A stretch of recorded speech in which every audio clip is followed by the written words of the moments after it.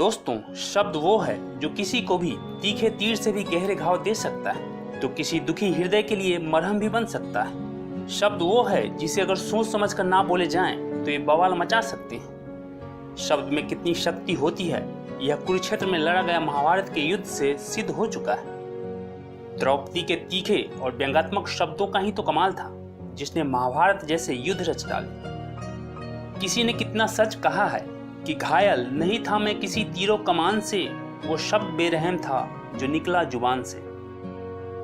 दोस्तों, एक बार की बात है जब एपीजे अब्दुल कलाम 8-9 साल के छोटे बच्चे थे। एक रात वे अपने फैमिली के साथ बैठकर भोजन कर रहे थे। तभी अचानक उनकी दृष्टि पिता की थाली पर गई। उन्होंने देखा कि उनकी माता ने जो रोटी उनकी थाली में परोसी है वो जली हुई है, लेकिन उनके पिता बिना कुछ कहे शांति से उस जली हुई रोटी को खा रहे हैं।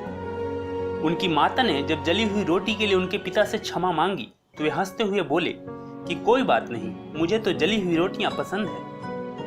यह बात सुनकर छोटे अब्दुल कलाम को बहुत आश्चर्य हुआ। बाद में उन्होंने अपने पिता से पूछा कि क्या सच में उन्हें जली हुई रोटियां पसंद है, तो उनके पिता ने जवाब दिया कि एक जली हुई रोटी किसी का कुछ नहीं बिगाड़ सकती, लेकिन क्रोध में बोले गए जले हुए शब्द बहुत कुछ बिगाड़ सकते हैं। दोस्तों, ये सच है।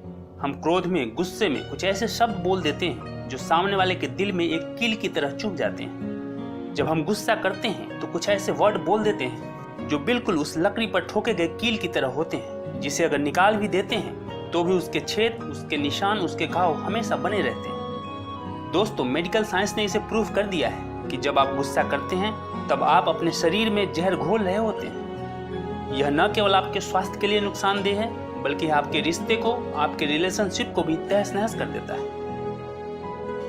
दोस्तों, थॉमस अल्वा एडिसन जब प्राइमरी स्कूल में पढ़ते थे तब एक दिन उनके टीचर ने उन्हें एक लिफाफा दिया और कहा कि इसे ले जाकर अपनी माँ को दे देना। थॉमस घर पहुंचे और अपनी माँ को वो लिफाफा देते हुए कहा कि टीचर ने यह आपके लिए भेजा है। माँ ने लिफाफा खोला और उसमें जो कागज था उसे हाथ में लेकर पढ़ने लगी। पढ़ते पढ़ते उनकी आंखों से आंसू बहने लगे। थॉमस ने माँ से पूछा कि इसमें क्या लिखा है माँ, जिसे पढ़कर तुम रोने लगी? माँ ने आंसू पोंछते हुए कहा, इसमें लिखा है कि आपका बेटा बहुत होशियार है और हमारा स्कूल नीचे स्तर का है। हमारे अध्यापक भी ज्यादा शिक्षित नहीं है, इसलिए हम इसे नहीं पढ़ा सकते। इसे अब आप खुद ही शिक्षा दीजिए।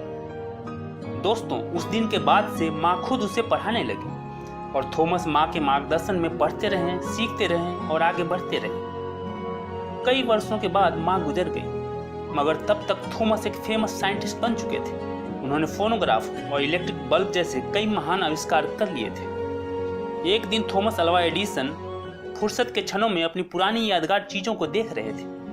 तभी अचानक उनकी नजर अलमारी के कोने में रखे एक पुराने लिफाफे पे पड़ी। थॉमस उत्सुकतावश उसे खोलकर पढ़ने लगे। यह वही खत था जो बचपन में थॉमस के टीचर ने उसे दिया था। उस पत्र को पढ़कर थॉमस काफी अचंभे में पड़ गए। उस खत में लिखा था कि आपका बच्चा बौद्धिक तौर पे काफी कमजोर है, इसलिए उसे अब स्कूल ना भेजें।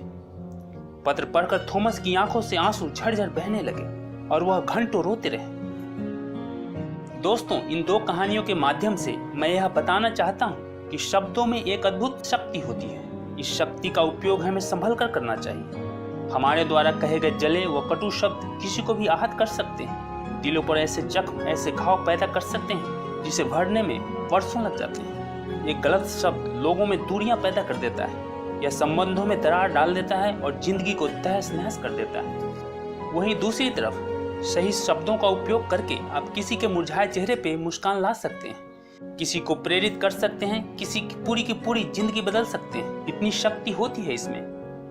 थॉमस अल्वा एडिसन की माँ ने केवल कुछ शब्दों का फेरबदल करके, सही शब्दों का इस्तेमाल करके ही एक दिमागी तौर पर काफी कमजोर बच्चे को सदी का महान वैज्ञानिक बना दिया था।